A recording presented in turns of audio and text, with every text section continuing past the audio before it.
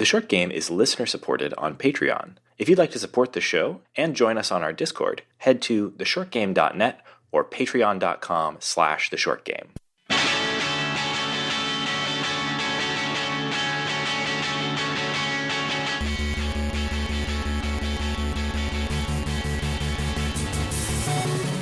Welcome back to The Short Game, the show about short video games, games that respect your time. I'm Raygan Kelly, and I am joined this week by two fine co-hosts. Laura Nash.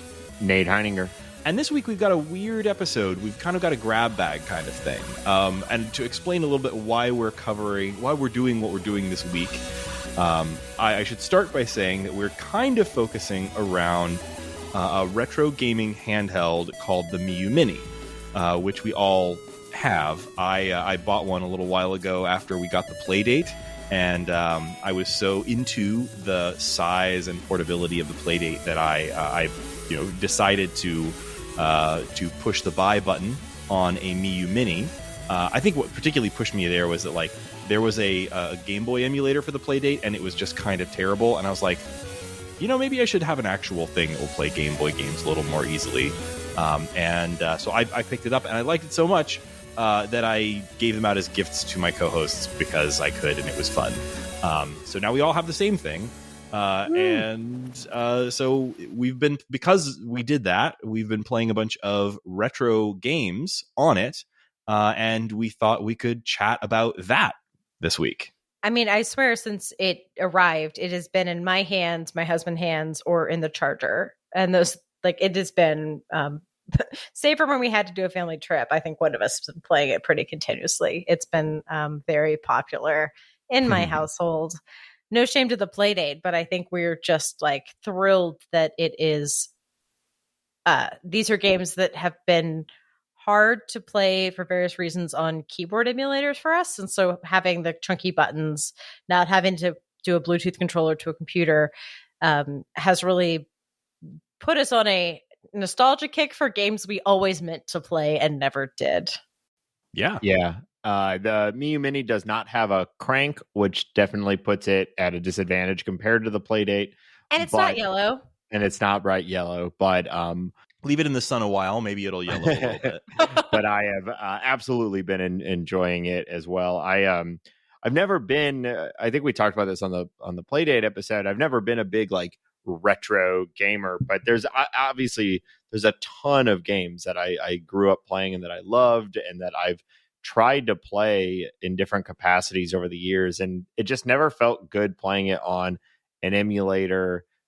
Even pairing a controller to my computer to play it on an emulator, it just never felt really good. I don't know. It just never clicked, and I didn't really enjoy it. I just like, why am I doing this? I'll just go and play something else. And this is the first time in really a long time that I've really been playing some old games and feeling, like it feels good. The tactile feeling of it, it feels like a old Game Boy, so I'm not a very nostalgic person, and this obviously is a more significantly higher piece of technology than what we were playing with on our Game Boys back in the day, but it's been really nice, and I'm excited to talk about it today. Yeah.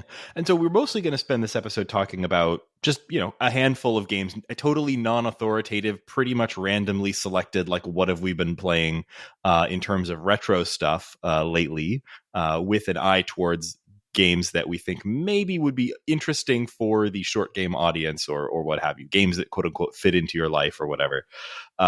But before we dive into that, I thought, might be worth talking a little bit about retro gaming handhelds in general, just as a thing, because, there's definitely people out there who either aren't aware that these are a thing, or the market of these mostly sort of Chinese made, emulator handhelds that run like Linux or Android.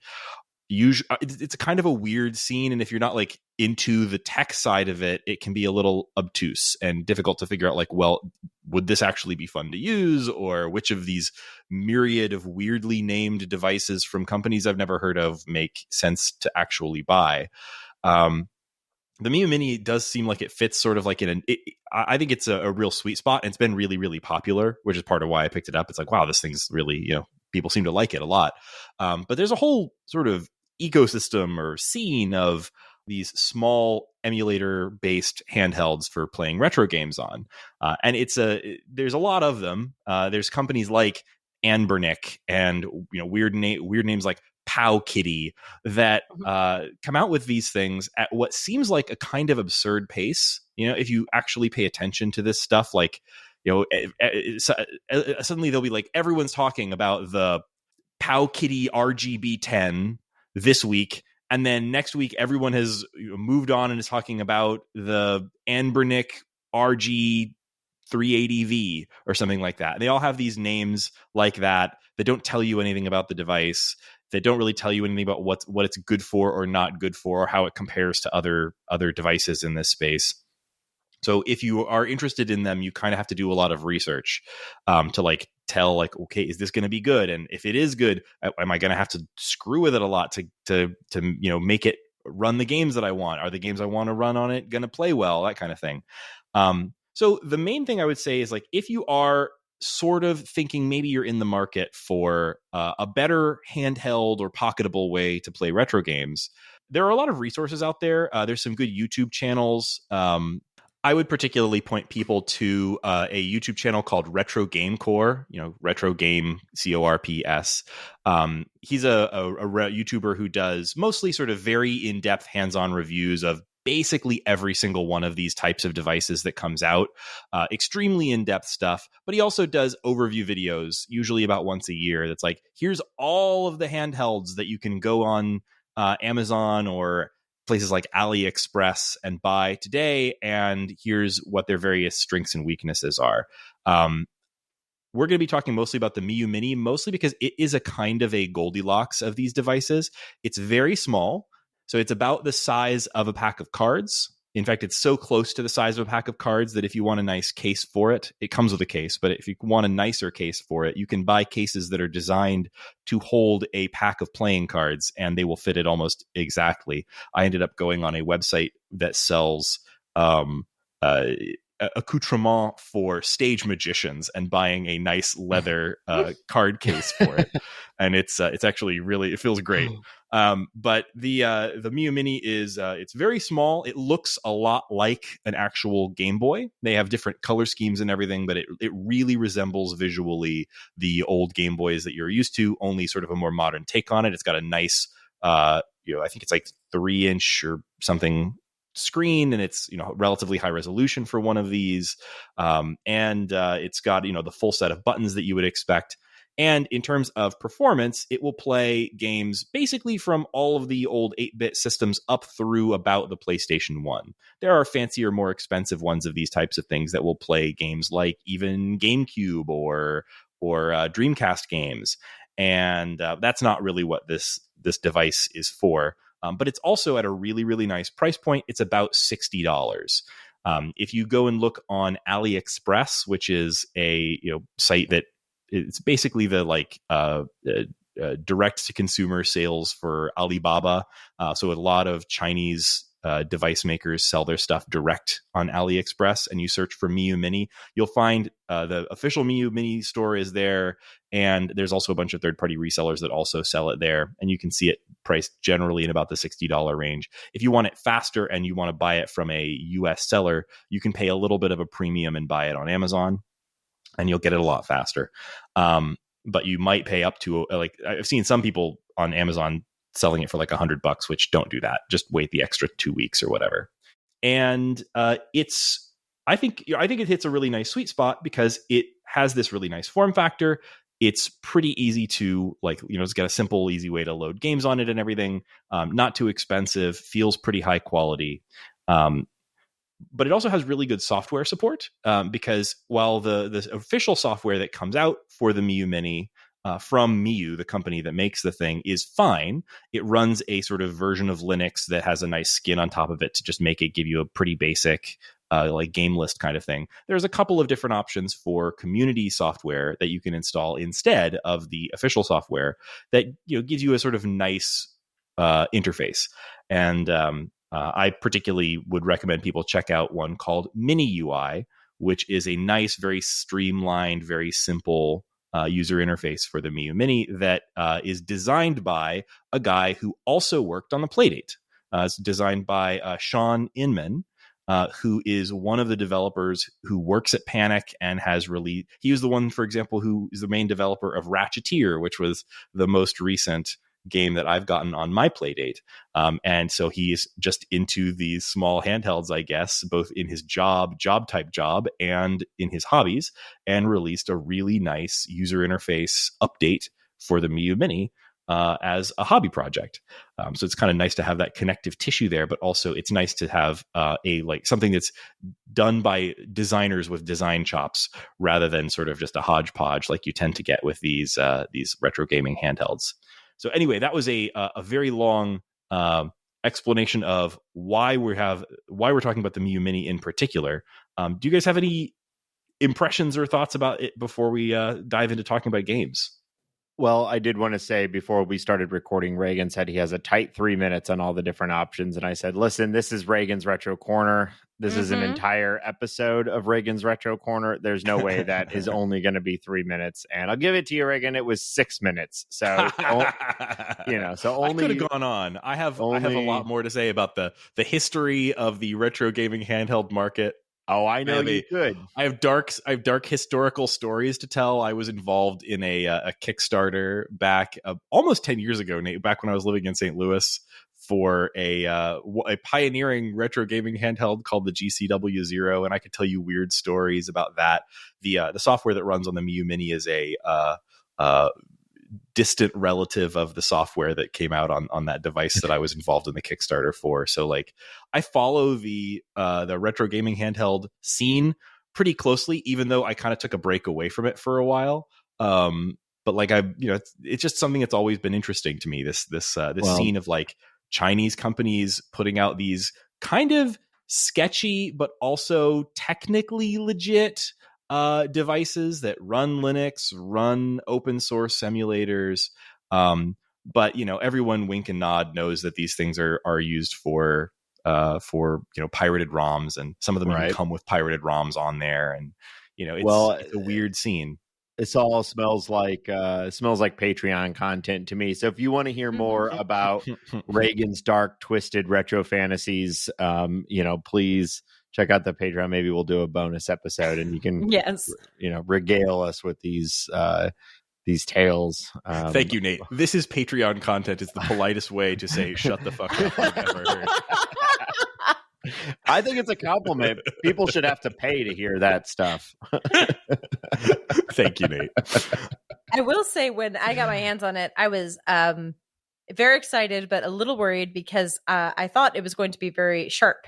But I will say the form factor is quite nice. I can fit it in one of my little tiny palms, very small palms. This has been a recurring way that I review hardware on the show, is how happy I am to hold it for long periods of time. And usually the answer is not. This one, very happy to hold for a long time. Yes, I had, for folks who cannot see me on video, when I was taking piano classes, I had to actually do finger exercises to stretch to an octave because my palm is very small. So most often, even a Steam Deck is something that I'm worried about weight and size. And a Switch feels good in my hands for a long time, but I often end up leaning it on something. So when I'm dealing with a console like this, I worry about the weight distribution and I worry about the size. And I had no problems with this. This thing is tiny and light, and it fits in my purse, and it fits in shitty women's pockets. Yes. Yeah. This thing fits in the pockets of every pair of pants I have put it in the pockets of, which is something because I like portable game systems. I've got a lot of them. I've carried around a 3DS and things like that, but nothing is ever truly like a pocketable thing. I don't own any cargo pants, at least not at the moment. And so the idea of quote unquote pocket gaming has never really been a thing for me, at least not since I was a kid. But this is something that can legitimately go in my pocket and not make me walk funny. And that's something I really like. I'll say it. The only times that my hands have gotten cramped playing this, but that's mostly because it is small. which is a novelty and one I don't really mind too much because it does um, remind me a bit of the kind of Game Boy fatigue you'd get of little Yeah. buttons together. It's that didn't bother me very much. I will say that the number one thing keeping me from carrying the Playdate around was the screen wasn't reflective, and this is backlit and I can play it anywhere. And I loved it when I was on public transportation. This is a much better friend for that than the Playdate. Yeah, the screen is nice and bright, which is very helpful for me. I talked about that on the Playdate episode. Like, I already struggle with like brightness on things, and so with the Playdate, I pretty much need like a bright ass light right down on it. And this, once I figured out how to increase the brightness on it, I've been able to play it basically anywhere. And whenever I saw it, for whatever reason, I guess I had like the Playdate in my mind. I was expecting it to be like metal, like the Playdate is, which I really like. I think the Playdate feels great. And so when I got this, I was like, oh, it's plastic. Like that's cool. It's not as the Playdate is rich. Yeah, but then I actually realized that I kind of like the plastic. Besides the like, it's the same thing as a Game Boy. It is so light that's nice. Yeah, it's basically like easiest to describe as like, I'm pretty sure Nintendo was doing all those retro mini consoles with the NES and the SNES, and this really feels like this is really close to what Nintendo probably would or will come up with if they do a Game Boy Mini. It feels like a Game Boy in all the ways that matter, and it looks a lot like a Game Boy, but it is way smaller than any Game Boy, even like than the Game Boy Pocket. But it also benefits from 20, 30 years of progress in hardware. It's using a lot of off the shelf like smartphone parts. If you open the thing up, its screen is basically like an old salvaged part from BlackBerry smartphones, which is nice. Like, if you're somebody like Miyoo, you can't go to a screen manufacturer and like order up the perfect screen for your device. You kind of have to use what's available, and they're using this incredibly high resolution, very nice smartphone screen from one of the only smartphones that used a 4:3 screen in the modern era, those weird Blackberries. And it's got other nice like smartphone-y stuff too. It charges over USB-C. It's got a nice modern rechargeable battery that is like an off-the-shelf smartphone style battery. Like, it's good stuff. The one hardware complaint I have about it is the rear buttons. It uses, I find the like D-pad and its like face buttons really nicely sized and really comfortable to use. It puts a set of triggers on the back because this thing will play up through about the PlayStation. And so it has L1, L2, R2, R1, R2 on the back. And they're placed in a place that is not super comfortable. So like for me, they're fine I'm fine with it if it's a game, if I'm playing a game that doesn't make a lot of use of the triggers. So like, for example, I'm playing Final Fantasy Tactics on it. We'll talk about some of the things we're playing in a minute, but like I'm playing Final Fantasy Tactics, which is a PlayStation game, runs surprisingly well. It's fine. And that makes use of the triggers, but it's only for camera control. So it's, it's light. But like I tried, for example, playing some racing games on it, like Ridge Racer and stuff, and those make a little heavier use of the triggers. Or even some Game Boy Advance stuff that makes pretty heavy use of the triggers. And that was a little fatiguing after a while because just the way that it wants you to place your fingers on the back of the device and kind of press in or towards the screen from the back, that was a little uncomfortable after a while. But otherwise, I'd say like I give this thing very high marks for just hardware feel and usability and everything. Yeah, the only use of the triggers I've had so far is I'm playing Legend of Zelda Minish Cap, and they're using left and right triggers for a lot of menuing, like walk up to a person and like put your two little coin pieces together and see if they fit, that kind of thing, which is very like opt in. It's not in a pressure filled situation.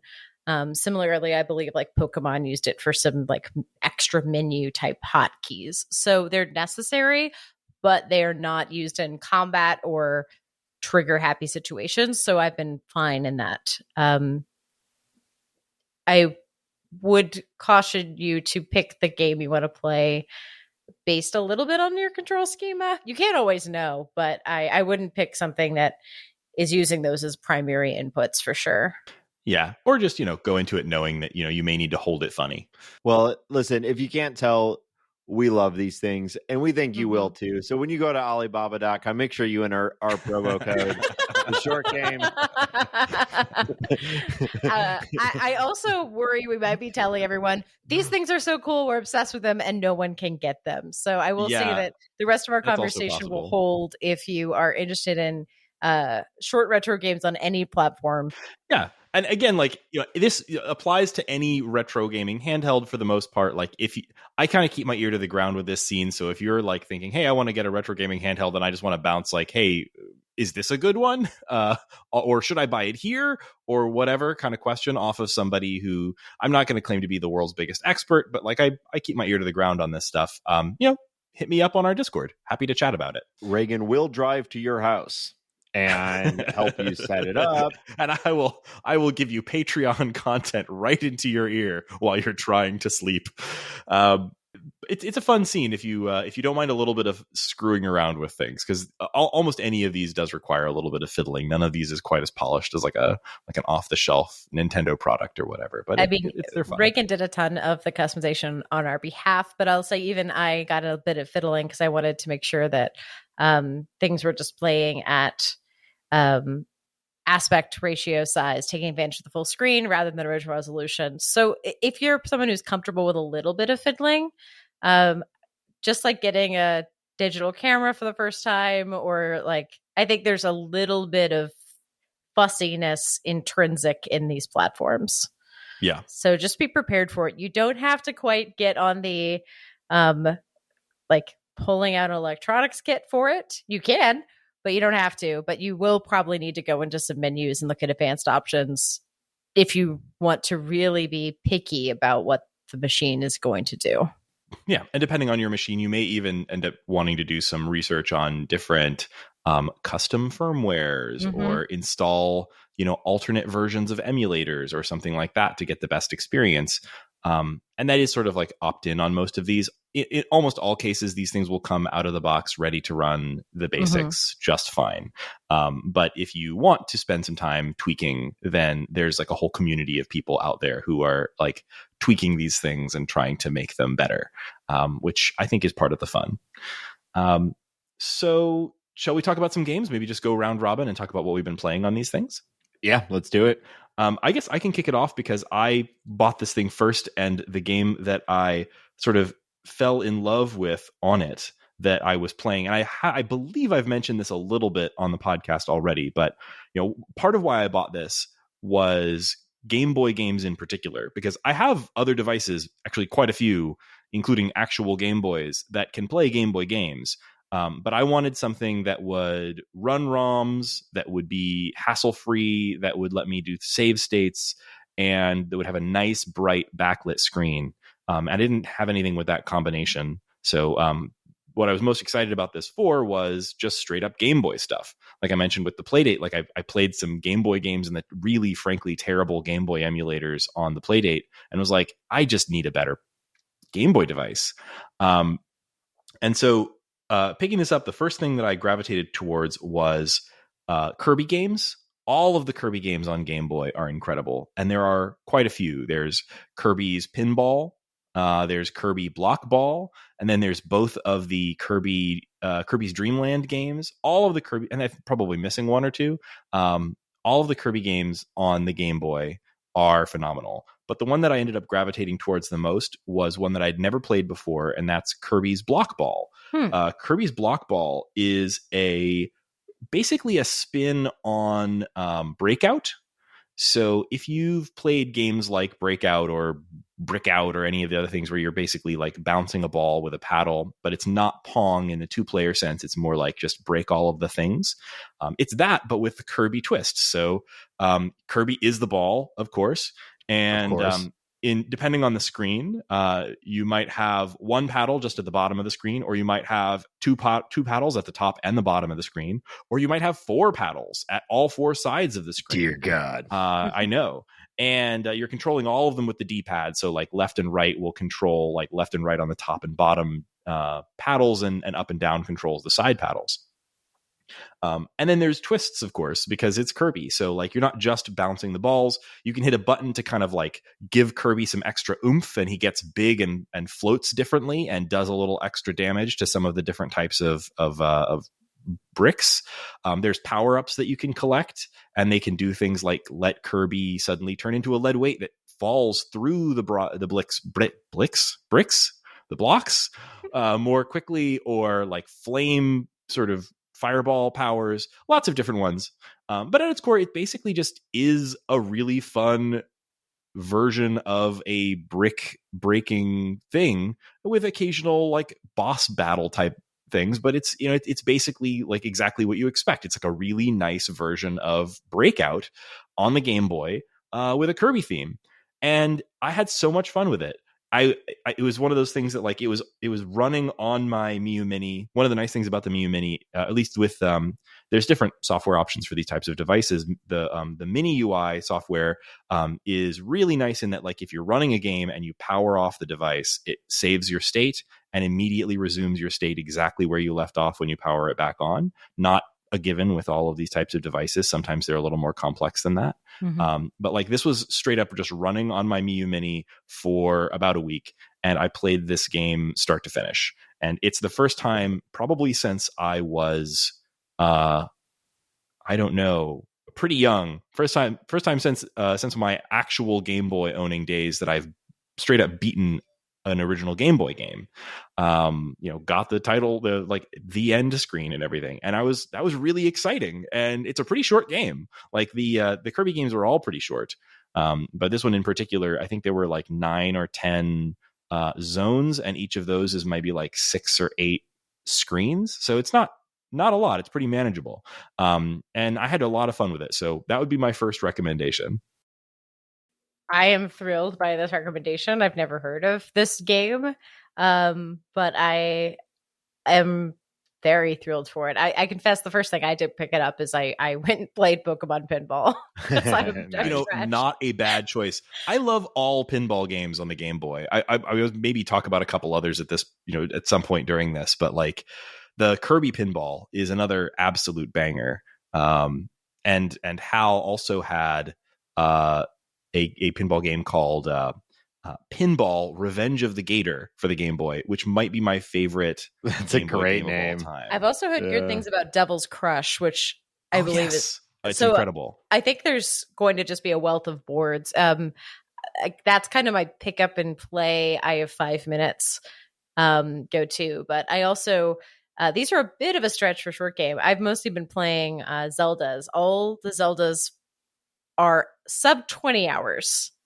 So they're not short enough for an episode, but like... Well, what we're talking about on this episode isn't really our typical beat. It's more in the like fitting games into your life kind of zone. And so I think we can be flexible here. Yeah. It doesn't have to be 10 hours or less if we're talking about stuff you can play on a little Game Boy. Yeah. So there's Link's Awakening, which is about like 15-ish. My husband's playing Oracle of Ages, which is like this weird pair game where there's 2 different games that were like halves of each other.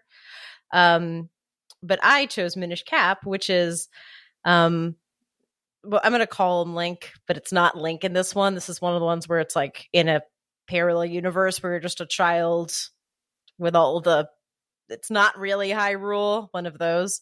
The Minish are a race of little people that can only be seen by human, and to save the kingdom, you get a little sentient hat, which you find out later is a wizard that's been turned into a hat that you wear. Is it Cappy? It's basically Cappy, but you can't capture people. You shrink down to tiny size, and then you can do the puzzles from a tiny size. So it's got that like retracing the world element that you play in Twilight Princess when you're like, oh, I'm a wolf now, and you can just do different things in the same place. But now you can do the same thing, but you're tiny. Like, oh, you're tiny, you can't push the bookcase, but if you push the bookcase when you're big, you can walk across the top and get to a secret area. Like lots. So it's a of those Metroidvania then. It's a Link Metroidvania. Yep. All Zelda games are Metroidvanias. All Zelda games are Metroidvanias. That's the secret. Anyway, it's very puzzly because it's a Zelda and because it's like, if you're little, you can do X. If you're not, you can do Y. It's this very is a game fun. I've been wanting to play for years. I think I even own it. I think I have the Game Boy cartridge and like It's bought it at some point planning to play it, and I never got around to it. Yeah, it's the art is really cute. There is a bit of a bigger collecting element of these kinstones where you like run around and get them and you have to pair them with people, which I can feel is going to get old because I'm not a collectible person, but I'm okay with it because I think it's mostly optional. Mm-hmm. Zelda games always end up having some crap like that, you know. I always remember like probably my favorite Zelda game, Link Between Worlds on the 3DS, has that. Yeah, it's an amazing game. We did a whole episode on it, by the way. Folks, that was deep in the back catalog, but maybe one of my favorite episodes we've ever done. So if folks are interested, go back and look. I think that was a 3-hour episode, and an hour in, I threw up, and you had to edit me out. Oh, well, we had Gary Butterfield from Watch Out for Fireballs, and it sort of morphed into a Watch Out for Fireballs style episode where we cover... because none of us could. None of us. I couldn't shut up. We basically did the Watch Out. I wouldn't have shut up if I hadn't had food poisoning. Oh god, I forgot all about that, Laura. I'm so sorry. No, it's okay. It was many years ago, but listeners, it was but that was a good one. The reason I brought that up was I remember that game had those little shrieking squids or whatever, and there's like 99 of them in the game. And it was an optional collectible, but I did end up like hunting through that game. You'd enter a screen and then you'd hear the sound of one of the shrieking squids going, wee, wee, wee. And like you either had to just listen to it or you had to go and find it. Well, if you're going to make a collectible, you might as well also make it annoying as fuck. So, Well, this one isn't annoying. It's just like you walk up and you get something. It's like, you got a kinstone. It's half a thing. And you have to walk up to everybody and like ask to like, are you my sign, basically? And I hold up the kinstones and try to match them. You want this rock? You want this one? Yeah, you want this one? Huh? Okay. But overall, it's really quite lovely. The art is very cute, very detailed, and I think I was happily surprised they used shrinking to do things like you can climb inside of bosses' heads and that kind of thing, like doing a boss level where you do things in big size and small size. It's really making the boss battles more inventive than like most Zeldas are. Hit them 3 times, they go into a bad mode. You need to hit them 3 more times. You know, it's a bit of a sidetrack, but like it still boggles my mind that Nintendo doesn't do more with the back catalog of Game Boy Advance games. There's so many people have so much love for that console. The Game Boy Advance, you know, it was relatively short lived because the DS came in and ate its lunch, but it was like an incredibly nice console. Has a great catalog of games, some incredible games that are like directly tied to current properties. We talked about this when we talked about like Metroid Dread and Metroid Fusion. Like the direct sequel is out and there is no official legal way to go and play Metroid Fusion. And you know, it would be a perfect fit on the Switch. It would run fine on there. There's zero question that it would emulate perfectly fine. The controls and screen are fine. They don't have the weird challenges they have with things like re-releasing like DS games where there's nothing that has that arrangement of screens and buttons, or even like GameCube stuff where like the weird controller or N64. They put N64 on the Switch, but Game Boy Advance is not on the Switch, and it makes no sense that they don't have a clear like here's how you get access to these games story. For the GBA, a huge, great library of awesome stuff that could run on anything, and there's no way to get it, which is why I don't feel like, I mean, you know, some people may hear this episode and there's people who have, I think, a little holier than thou kind of view of like ROMs and emulation. especially when it comes to Nintendo and like first party Nintendo properties. And to them I say, like, yeah, come on. But like, especially when it comes to something like GBA. To them I say, how else am I supposed to play this, especially with the retro market being godspackingly expensive during the pandemic? Yeah, if you wanted to go out and play, Minish Cap, I'm pretty sure the game would cost you like $60 or so for just the cart, maybe even more. I haven't looked at prices on that in a long time. But then, of course, you'd also need an actual GBA. Many of those are in bad shape, and the ones that are not in bad shape are expensive. So if you wanted like a backlit GBA or device that could play GBA games, there you're probably in $100 or more minimum. Just to be able to like pay a premium for used games, and that money isn't going to Nintendo. It's going to whoever is reselling those games. First search was 120 and 85. So like, oh my God, it's not a good time. Maybe I should sell my cart. I've never played it. But yeah, it's a weird scene. And like, does that mean there's anything like morally superior about like downloading these ROMs and then paying a Chinese company to sell you a piece of hardware to play them on, as opposed to paying Nintendo? Like, no, it's not like we're saying we have a morally superior stance or anything here. It's just practicality. If you want access to these games, and there is an argument like that these games should be available. It's not like anybody's books are disappearing off of the shelves because they're like, this is an art form that needs upkeep and needs porting and emulation and things like that in order to continue to be relevant. And I don't know. This is another area where I should Patreon content. Shut up, Raygan. What have you been playing, Nate? Yeah, Nate, go ahead. Well, you two have been talking about some major franchises, right? Kirby, Zelda. So I thought I'd come in with a lesser known retro franchise. Little character named Mario. Deep cut. Yeah, so I've been playing a couple different things, but to keep on trend with what you all have been talking about, one of my favorite games of all time, a game that I as a kid, I probably spent more hours playing than any other game, and something that I talked about at the beginning of the episode, a game that I've tried to go back to multiple times, but it never felt right on a computer or pairing my DualShock 4 to play it or something like that. It just never felt good. And but it's one of my favorite games of all time, and it is Mario Brothers 3. Arguably the best Mario game of all time.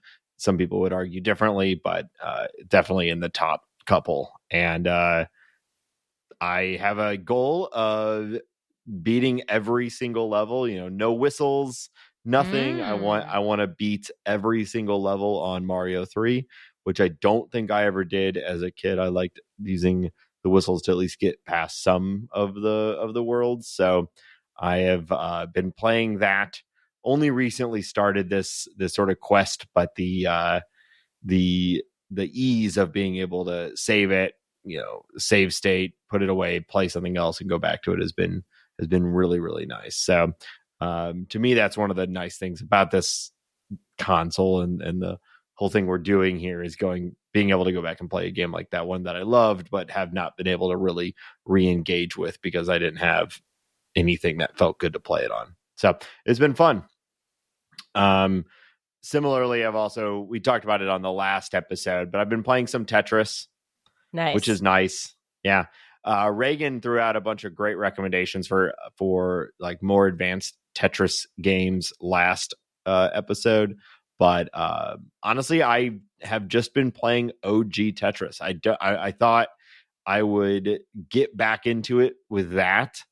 And once I feel good and competent at that, maybe I'd add in some of the newer ones that give you some of those additional features, additional, move sets or whatever. But I've just been having fun playing original Tetris. It's a very satisfying thing to just, I'm at work or whatever, and I've got 15 minutes in between a thing. I'm going to pick up and see how I can do. And it's been nice.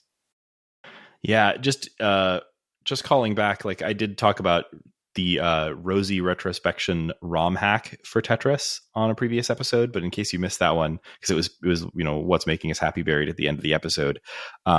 There's a bunch of different ROM hacks of Tetris, but the one that is probably the one to beat is if you like the look and feel of the original Game Boy Tetris, but you find yourself missing any of the more modern features that are present in more modern Tetris games. Things like the ability to hold a piece, or the ability to see multiple upcoming pieces rather than just one. And some of the stuff about how how pieces stick, like how many times you can spin something when it's on the on the deck or whatever, before it kind of locks into place. A lot of other little things about Tetris that are different in more modern Tetris games than they were in like 1985 or whenever the Game Boy Tetris came out. Rosie Retrospection is a Tetris fan-made ROM hack. You provide your own ROM of the original Game Boy Tetris, and you apply this hack to it, and it looks just like original Game Boy Tetris unless you look closely and realize there's all these additional features that make it play like a modern Tetris. It's really wild. It's amazing they were able to do it. And so I recommend that to everybody who likes Tetris. It's great. I'm pretty terrible at Tetris, but it's great. That would probably make me better at the Tetris Effect, because I played so much OG Tetris that when I got that, I was like, what's all those extra shenanigans? Yeah, I don't know if you remember on our Tetris Effect episode, I was like incredibly embarrassed by Shane being like, yeah, the hold feature. And I was like, the what? Yeah, I have never played a modern Tetris. I think the only Tetris I've ever played is the original Game Boy or the original Nintendo Tetris. And so I think all those other features, sound great. And I look forward to exploring them, but I thought I should start with what I know, and I'll build from there. Once you're sick of the OG in like 10 years, you'll move on to modern. Yeah. So yeah, it's been nice to play. Like I said at the beginning, some of these original games that I loved and haven't played since they were contemporary. Another thing that I really was excited about with the Miyoo Mini was that I've been looking for, honestly, years for something that would be like a nice little device for playing Pico 8 games on. I talked about Pico 8 when we were doing the episode about the Playdate, but just to briefly recap, Pico 8 is what's called a fantasy console. It's an idea that I don't think they originated, but it's probably the most popular of this kind of thing. It's a software application that is a kind of a development environment for game developers to build games that has a bunch of constraints that are similar to what you might get if you were programming for a retro console, but this is not something that was ever an actual physical hardware retro console. So Pico 8 games run in the Pico 8 app or whatever, and also you can be embedded on web pages, which makes them really easy to share. And they are games that have like a limited color palette, but it's a really like carefully chosen and cute, attractive color palette. They have a limited resolution. I think it's 128 by 128. Limited buttons. It's it basically pretends that you are playing with a controller with two buttons and like a start button or something, and a D-pad, and a bunch of other constraints as well. It has its own like music creation tool where it has a particular sound to it. And in any case, a lot of developers use Pico 8 as just sort of like an inspiring way to make little small restricted games, or sometimes even to prototype larger games. Just sort of a place where a tool where you can create games with a relatively low barrier to entry. But one of the things that's kind of annoying to me about Pico 8 is that it is proprietary software. It's not like something like an emulator where most emulators are open source and they can be ported to everything. Pico 8 is a product of a company called Lexawful. And of course, they deserve to be paid for their incredible work creating this incredible piece of software that's used by thousands of people. But they have ported their Pico 8 software to just Mac, PC, Windows, or Windows, Linux. It runs on Raspberry Pis, whatever. But it's not open source, which means that it can't just easily be ported to just anything. And so there is somebody that made a kind of Pico 8 emulator, like a re-implementation of Pico 8 that doesn't have all of the features, but runs most Pico 8 games, called Faco 8, and that is what's installed or can be installed on the Miyoo Mini. So I wasn't sure what the experience was going to be like going into that, but I was excited for the idea of being able to play Pico 8 games on something that would feel like a little Pico 8 handheld, right? Like it feels kind of brings the fantasy console to reality by letting you play these games in a way that feels kind of more like a native experience for them. So you've got a fake console being you've got a fake emulation of a fake console on a fake tiny Game Boy. Exactly. It's just Nice. absolute nuts levels of fakery going on. But like I can report that it's okay. It's not my favorite experience on the device. Certain things like the like save state feature that work in all of the emulators don't work when you're running Pico 8 games. But most of the stuff works well. And I was able to play quite a bit of a particular Pico 8 game that I was really excited about. And this is a game called Super Crane, or perhaps depending on where you're looking, Super Crane Bug. I'm a little confused about the naming because on the itch.io page for this game, it's just called Super Crane, but inside the game, it's called Super Crane Bug, or seems to be, because there's like a big logo that says Super Crane Bug. And then also the download is called Super Crate dot P8 or whatever. So I think maybe there's went through some revisions with the names. But in any case, Super Crate is a puzzle game. And also, again, we just talked about Tetris. This is a kind of a thing that I like playing on small handhelds like this. But it's really inventive. If you've played any of the like Tetris Attack or like Panel de Pon, the kind of games where they're, rather than blocks dropping down from the top of the screen, they're instead kind of pushing up line by line from the bottom, and you're having to make matches in order to clear boxes before they reach the top of the screen. It plays a lot like Panel de Pon or games like it. Also known as Puzzle League. That series has bad naming issues.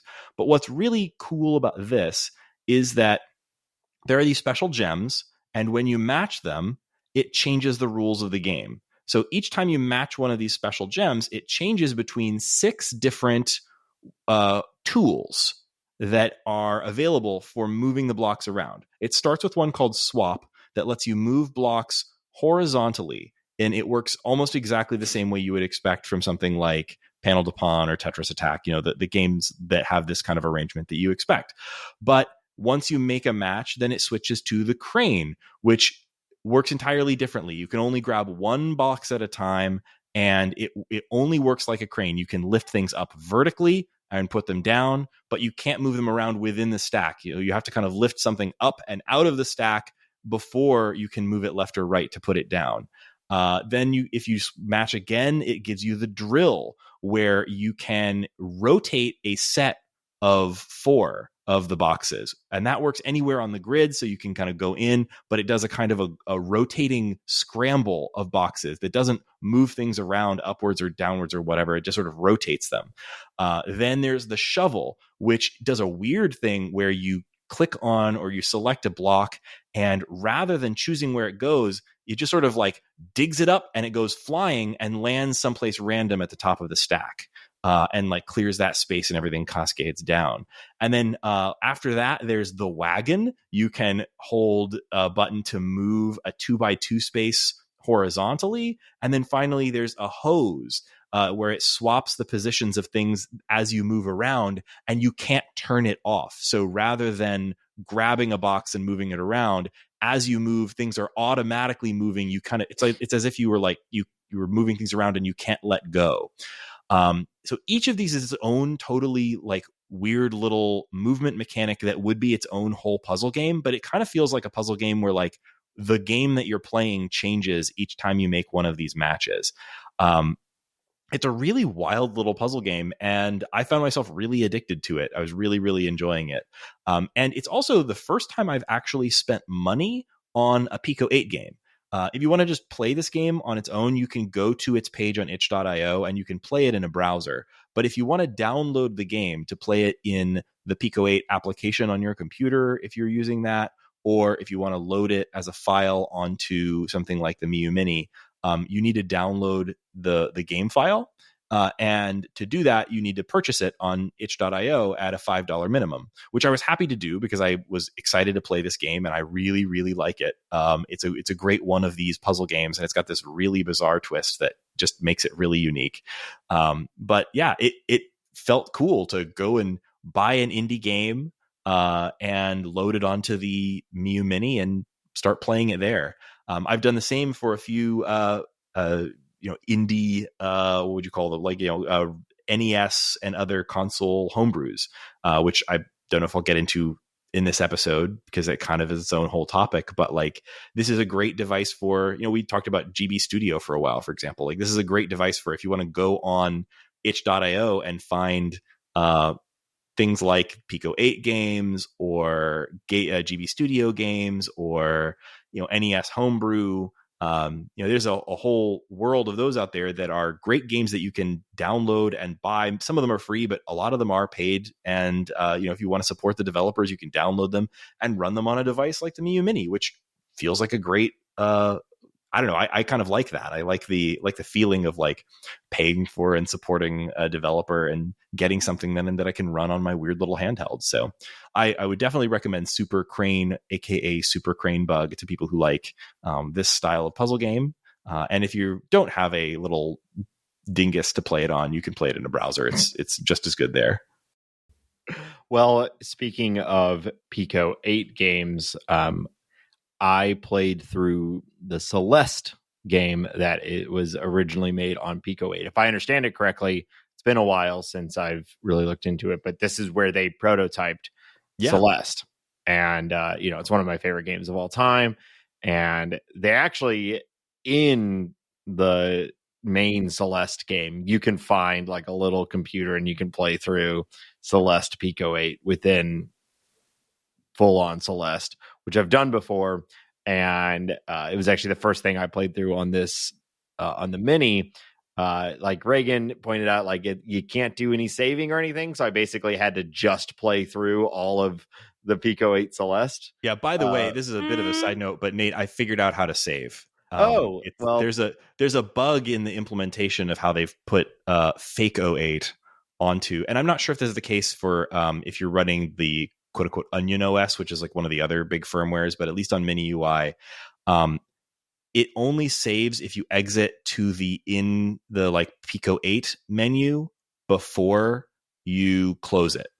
So if you're in the game, if you're in one of these Pico 8 games, if you press start, it brings up a little menu screen and it gives you an option to like exit to the fake 08 menu. And if you do that, then it saves. Okay. Well, that would have been helpful, but sorry, Nate. It's all good. I was happy to play through it, and I loved it. I mean, I love Celeste, and the Pico 8 one is, it feels like Celeste. It's pretty remarkable that even with such a low,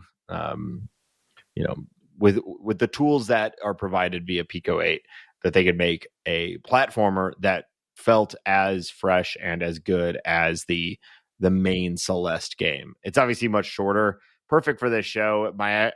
It counts your timer whenever you are like progressing. So I don't know what my actual amount of time was, but my clock for beating it was 46 minutes. It was probably double that, but even still, only an hour and a half to play through all of it. Has all the main hallmarks of the original game. You're dashing and strawberries indicating more challenging puzzles, and it gets pretty complicated by the end, and I was really satisfied with it. So if you're a fan of Celeste and you have not played the Pico 8 one, I definitely recommend checking it out. Have you checked out Celeste Classic 2? I saw that on there. I've not opened it yet. I wasn't even sure what it was. For the third anniversary of Celeste, after like the game came out, the Celeste team, or at least Maddie Thorsten, it looks like, I guess, Maddie Thorsten, Noel Berry, and Lena Rain went back and made a new Pico 8 Celeste game. So it's sort of an unofficial sequel to Celeste. It's a new game. They basically did new levels for their original Pico 8 version of Celeste, but they added some new mechanics too. It's got a grappling hook. What? I love a grappling hook. Yeah, and Who doesn't love a it's grappling hook? more Celeste content for Well, you if you want. Well, and also there's a decently famous ROM hack, famous that a person who doesn't follow this, know of it, which is they blend, they take all the Celeste mechanics into Super Mario World. oh, nice. Justin That's has watched wild. people play it quite a lot. Well, And get out of here, Mario 3. I know what I'm playing. Yeah, now. you're like, cool. I'm now just gonna play. The There's world of Super Mario World ROM hacks is vast and intimidating. I don't really know what the good ones are, but that in particular sounds awesome. I would give that a try for sure. Yeah, if you're into ROM hacks, devices like this are incredible. So I'm vaguely into ROM hacks, but like mostly just in a theoretical sense where I like see that they exist, think that sounds cool, maybe download the file and then never actually play it. So, hey, listeners, if you have ROM hacks that you think are particularly worth checking out, hit me up. I would like to hear about them.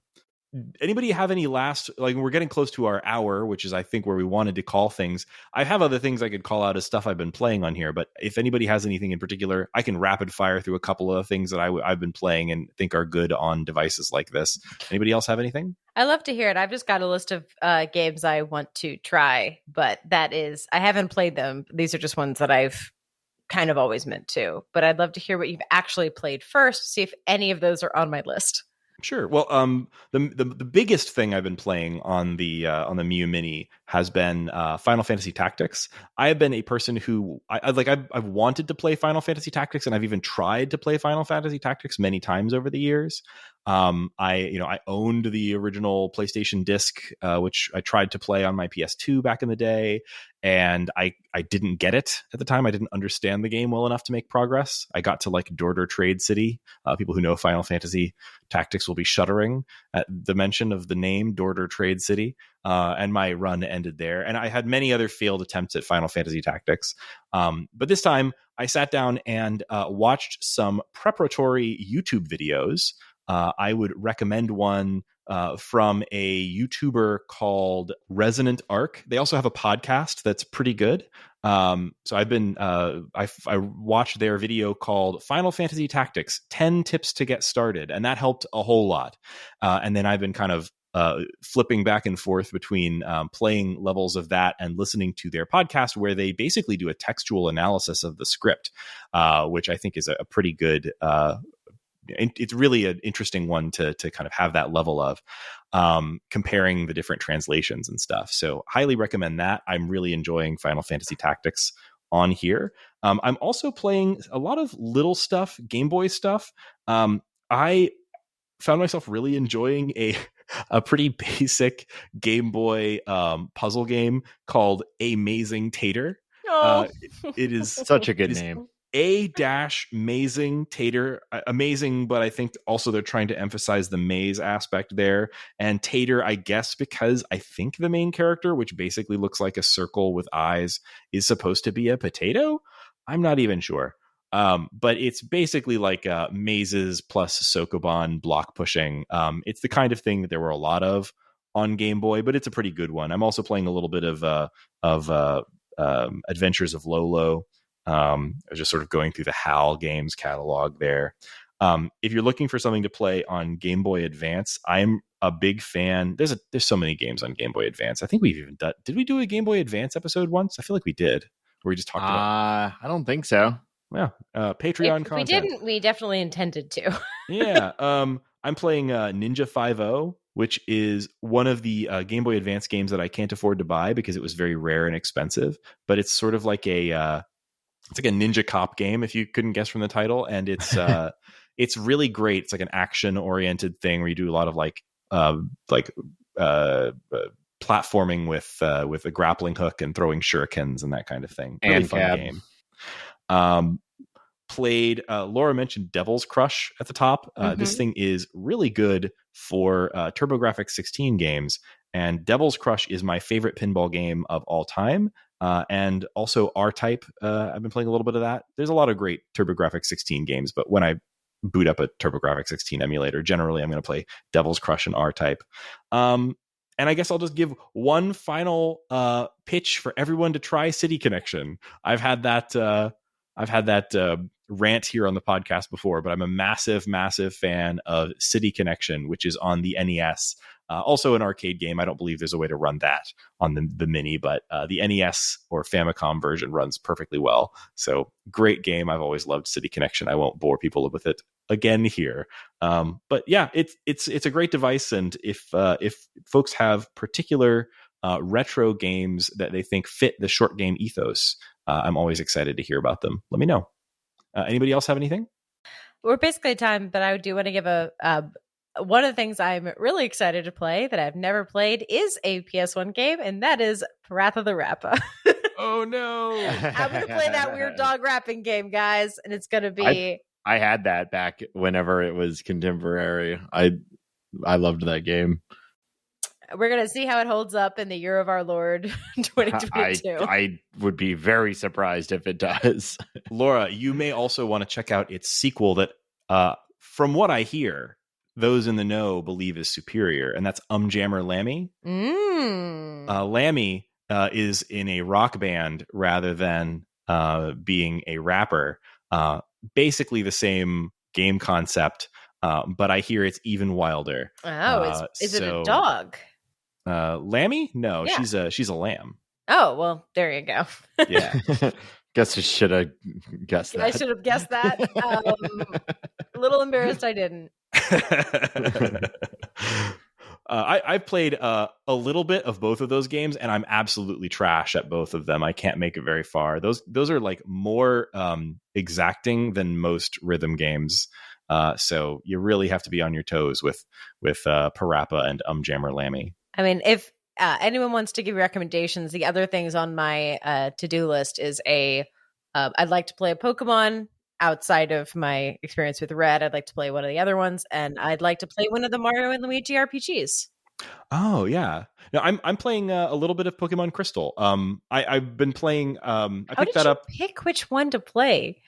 It's hard, isn't it? Like you I kind of was just like, what is supposed to be one of the good ones on Game Boy Color, right? Because I was like, I want something with color, but I didn't want to play one of the Game Boy Advance ones. I wanted something more Game Boyish.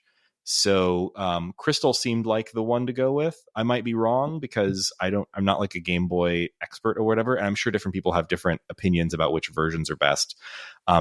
At least with that generation, they would generally do like, here's the red and blue, and then later there would be like the expanded one that was like Ruby Sapphire has Emerald. So right, now I'm right. like, so Crystal is the plus version of, I forget, was it Gold and Silver? I think Gold and Silver. Sure. That sounds, I mean, it honestly does sound right. Yeah. So I just grabbed that because I thought it was probably the one to pick if you're playing on Game Boy Color, but I don't actually know. And so far I've only played maybe 4 or 5 hours of it because I was playing Pokemon mostly because my daughter suddenly got really into the Pokemon cartoon. And she doesn't want to watch Daddy play the boring old Pokemon. She wants me to play Let's Go Pikachu on the Switch so she can use the touchscreen to pat Pikachu on the head and feed him berries. Yeah, duh. Yeah. So, which, fair. She's 3. That's the best part of the game. But yeah, so I haven't put as much time into that as I maybe would have. She's pretty bored watching my, what is the thing called? My, the little grass type one that looks like a little like fat dog with a rounded head. She's not interested in that at all. It's not not the Bidoof. I do love Bidoof, by the way. Bidoof is a good Pokemon. But yeah, she's just not interested in watching me play. She was initially interested and then quickly grew bored by the Game Boy Color Pokemon. So maybe that'll be another time. Nate, do you have anything you're thinking about? Celeste 2. Yes. If you can break yourself away from the expanded into the breach, maybe you can play Celeste 2. Yeah, I know. There's so many good games right now. It's a good time. Well, I guess we'll leave it there because we've had a lot to talk about there. Sorry for the missed week last week, folks. I was very sick. You may have noticed Shane's not on this episode. He's very sick now. That's what's going around. But we're getting the podcast back moving again. So thank you for joining us on this episode of The Short Game. You can find us on the internet at www.theshortgame.net, which is where you'll find all the ways to contact us. We've recently re-hosted the show, and so things are shaking up a little bit with our website, but it's still there if you go to theshortgame.net. Hopefully, the changes I've been making have been invisible to most of you. I've had a couple people tell me that things weren't working, and I did my best to fix them. Let me know if anything's weird for you when you try to play the show anywhere you're trying. And let's see. You can find us also on Patreon, patreon.com/theshortgame. If you want that Patreon content, maybe we'll give you the Raygan does a rant about whatever. But we also have other benefits that may actually be attractive to people, including access to our Discord, which is where we talk about the show. Great place to chat with me or us or any of us about retro games or old emulator handhelds, or just what we're playing next for the show, which we are deciding right after this call. And if you want to catch us on Twitter, we're @_shortgame. And I'm on Twitter @RayganK. That's RayGanK. Laura, where can people find you? You can find me on Twitter @LauraJNash. And Nate, where can people find you? On Twitter @NateSTL. And listeners, once again, thank you very much for joining us on this episode of The Short Game.